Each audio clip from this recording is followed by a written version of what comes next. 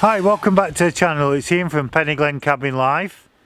In this video I'm going to do a couple of short stories and funny stories from the past.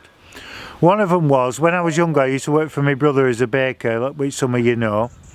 And when I used to work for my baker, when I finished my shift I used to come home on the bus to get home in Bolton.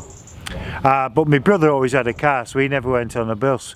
But what I didn't know is one day he came behind me in the queue on the bus, and I got on and I paid me 10p, and he said, alright, give me my ticket, and I walked on. Next minute I heard our steward, hey Ian, come here. I'm thinking, oh no. So I walked up to the bus driver and asked Stuart. He says to him, look, he says, you know me from bakery across the road, don't you? He says, yeah, of course I do, Stuart. He says, well, this lad here is my brother and he's working now and he's got working wages, so I'm not having him coming on this bus and paying kids for 10p. He said, from now on he pays full price like I'm doing now. And he said, is that alright with you? And driver says, aye, I'll tell all other drivers. I thought, git. Couldn't believe he did that. My mum started laughing when I told her. So that's one funny story that's true. And I'll tell you another funny story. I used to go to my Auntie Florence's on a Wednesday night after school. I'd come home on the bus, I think it was the 616 or the 518, I'm not quite sure. And I used to come down, get off, and I walk up the lane to where she lived on this estate. And I'd have my tea with her and watch telly with her and stuff like that. Anyway, the things I always remember about her is when we had my meal, she used to give you your food on plates, obviously, but they were glass plates. But at that time, I don't know if you remember that, a lot of families, it were a craze to have glass plates and glass cutlery. Well, not cutlery, but like cups, saucers, bowls, soup bowls, plates, you know, and all stuff like that. They were all just clear glass. I always remember that. And the one thing I always remember is I was sat there watching this programme and I didn't realise, which we never had at our house, there was a TV, the TV I was watching had a 50p slot in the side. And so I'm watching telly, and next minute it was a good programme and telly went boo like that and shut down. I goes to Auntie Florence, the telly's gone off. She says, oh, don't worry, I'll get 50p and we put it in telly. And I'm thinking, eh?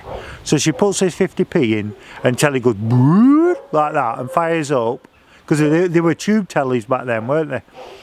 And it fired up and we're watching programme, it got to another bit and everything went off. And I said, what's going on now? She says, oh, she says, I've run out of money at meter, because that's a 50p meter and I've no money now. I've run out. So we had to sit and play card games all night till my mum picked me up. We had no money for electric and it was blooming cold and all. So I always remember that. And I remember funny things like, do you remember Brocream? Us lads always used to wear Brocream, didn't we? It was like a white cream, wasn't it? So we always used to use that on our hair, put it on and rub it in and get the comb on it.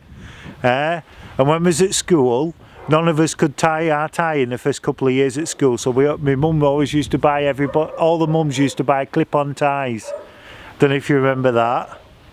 And I tell you what my dad was telling me, he said that when he was at school, because my dad's old, he's 76, when he was at school, the first like primary school that he went to, they were still using chalk and a slate. Now apparently that is correct. And his best mate, Joe, said that it weren't just like a normal slate, it was in like a wooden frame with beading round it, and then the slate was in it, and then you wrote on it that way, which I'd never heard of. So if there's anybody who's slightly older, if they can remember that, I'll tell you something about my Auntie Florence. You used to go and she had this poodle, right, true story this, she had a white poodle.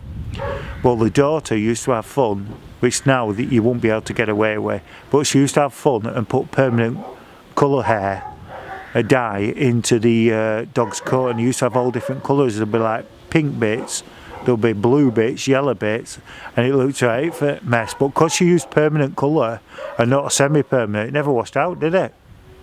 So for years and years this dog was like multicoloured, which is absolutely true. So I know I've took a lot of your time up telling you stories, but I'm going to tell you a few jokes, right? First of all, when I was younger, I got caught in this lass. She was really, really attractive. She had a beautiful body, she was amazing. I really, really liked her. I'm not kidding you, I did, she was lovely. And she used to live with her parents. And she said to me, we've been going out now for quite a while, and you know, my mum and dad, I know you've not met them yet, and they're really nice, but what they do is that we have tea together, and we're very religious, you know that, so we always say a prayer before every meal. I went, right. She says, you're not really religious, are you? And I went, no, not really, no. She says, well, just go along with it. So I went, right, okay then. But she said, after tea and washing up, parents go upstairs and watch telly in bed. I went, all right, yeah. She said, well, if you get a bit of protection, we'll do it for the first time, and parents will never know downstairs. I went, oh, all right, yeah. Okay then. Yeah, so I'm getting excited, so I walked off. And I was new to that side of it, if you know what I mean. I didn't know what to do, so I thought, what kind of protection is there? What do I do? And I thought, I know, I'll go to chemist. So it was a small village. I went to chemist, and the pharmacist come out, and I said, look, I says, I've got a chance of copping off with a really beautiful lass, but I need some form of protection. I don't really know how it works. And he says, well, what it is, he says, we recommend condoms. I says, right, okay. And he said, there's ribbed, and there's this, there's that and that, and what size and all this. So I was talking to ages and ages to him, and I sorted it out, and I paid. I was really conscious and really nervous. So I got the stuff, it's in my pocket. So I go round to the house, knock on the door. Our lass come in, she says, just be on your best behaviour when you come in. All right. I says, right, okay then, love, yeah. So I went in, and they're both there, shook their hands. I was very, very nervous. And I sat down, and they said, right, before we start the meal, it was a Sunday roast, before we start the meal, I'd like us to do a little prayer.